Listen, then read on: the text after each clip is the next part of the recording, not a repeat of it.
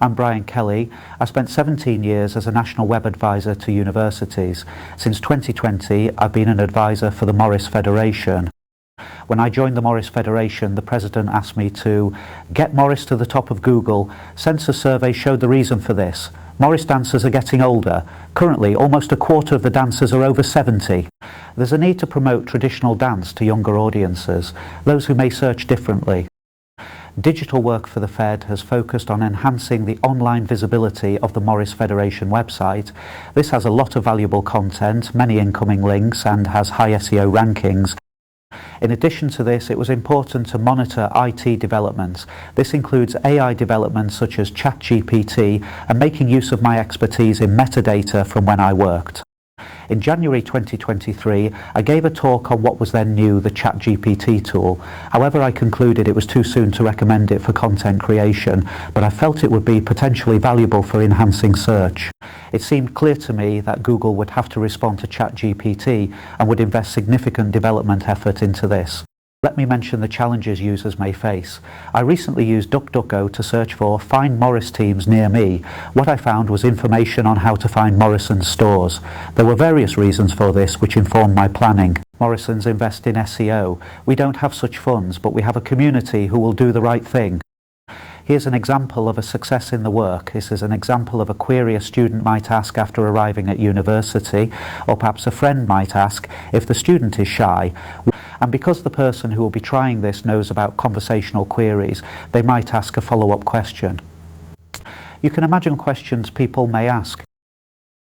Many people know that such queries aggregate content from a variety of sources and also provide links to the sources. In this case, they can see links to Facebook and BBC pages, including videos. Before joining, you'd probably like to see a video. Many of the sites during the Morris Federation's 50th anniversary provided not only videos but also rich descriptions about the sites and relevant hashtags. Traditional sites can probably learn a lot about use of digital technologies from student sites such as Ramshackle Morris from York University. In 2023, I wrote about GEO. Generative engine optimization is responsible for no-click results in Google results. I also described how to provide answers to questions such as, I have no money, how much will joining cost?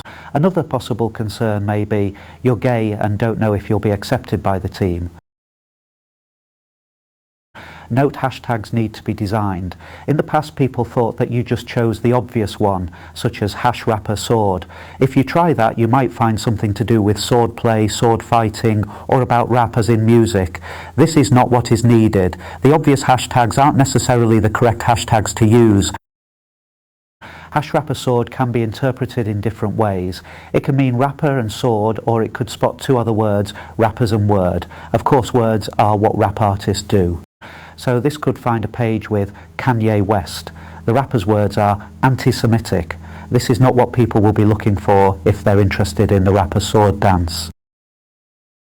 We know that rap artist is more popular than the niche rapper sword dancing. It's also more popular in generative search, such as people using Google Gemini. We need to make plans on effective hashtags and encouraging widespread use of hashtags.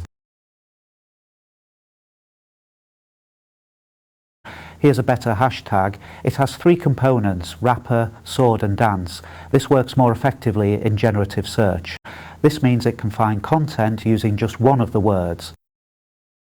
Here's an example. The search found two possible pubs and a link to one of them, and you'll find that that is based on a review of the pub after we danced there. The review contained the relevant information about the dance, the team and the hashtag. All sides should promote their side and their dance in places besides the obvious profiles, because we want to promote the RapperSwordDance and also the good pubs we visit. Let me explain what this means. This is based on generative hashtags which define key concepts about the side, the name, the dance tradition, the kit, the history, maybe the side's culture, and so you can search on those concepts rather than keyword, find videos, how do I join the side, and similar queries. If you provide a sufficient content, the context can be understood. By understood in AI, this means patterns are matched. This is why if rapper teams agreed to use #RapperSwordDance and provide rich content, they may be found using a variety of queries. Queries such as, Who was the rapper side wearing red breeches? This approach can be used with hashtags for other dance styles. During the Morris Fed's 50th anniversary, we made short videos. The videos contained descriptions and hashtags. The videos had an impact for a short period, but it was hashtags and descriptions which have relevance today. Relevancy can be used to find things today. Notice how comprehensive the YouTube description is, including a meaningful title. It's intended mainly for algorithms, not users. It will also be useful for historians and for your archive in 10 years' time. Information providers for team profiles need to understand the approaches they should use. So you may follow the advice, but others may feel they have a website or Facebook pages and that's all that's needed. Or they feel the hashtags are only needed in social media and that they're not case sensitive. This used to be true, but it's no longer. What we want is for people to be able to say, I now understand how generative search works. To understand developments, here's a simple conceptual model of Gemini. It's not a truth machine, it's a probability engine. The probability that useful answers will be provided increased if it has a large amount of content and structured data using hashtags. Another conceptual model, the web, has changed. In the 2000s, we treated the web as a collection of pages with search engines and URLs to find information. Now we can regard the web as a distributed database with content and concepts identified by the structure or inferred by context. Old search still works, but new search is better.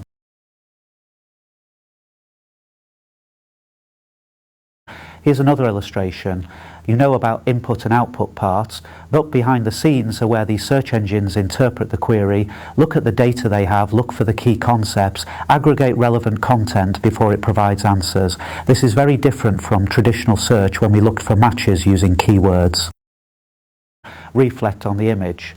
Nowadays, answers for over 60% of search queries are viewed on Google, the so-called no-click search results.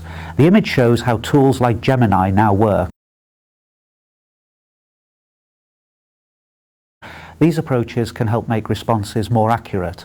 People may say, oh, you can't trust AI answers, they're hallucinations. It's good to be skeptical, but you can say in a conversational query, really, and cite the sources, and go on from that to say, I'll provide accurate, comprehensive information for my dance side.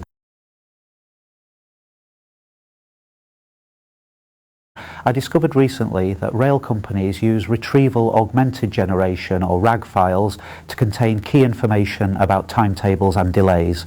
The information is used by help desks and is also processed by search engines. Try this query and see what you may find. And imagine if we use this approach for Morris and SwordDance information. If those RAG files are hosted on the Morris Federation website, higher priority would be given to them rather than what people may have said on social media. We can expect much more use of such search technologies in various areas, and now we know how to use it for our hobby. Phase 1 I've shown. Phase 2 is simply getting more sites to provide their content and use the content in more places, such as on their social media posts. But Phase 3, which is interesting, might be to provide search interfaces in multiple places. Here's a mock-up of a University of Sheffield student page. It might have a page to say, search for Morris and SwordDance teams in Sheffield and nearby locations. Or information could be provided on a tourist information website. Use of a new development, vibe coding, to develop such innovations is being explored. But for this to be worthwhile, we need much more content available. This includes the side descriptions and the hashtags which allow content to be aggregated.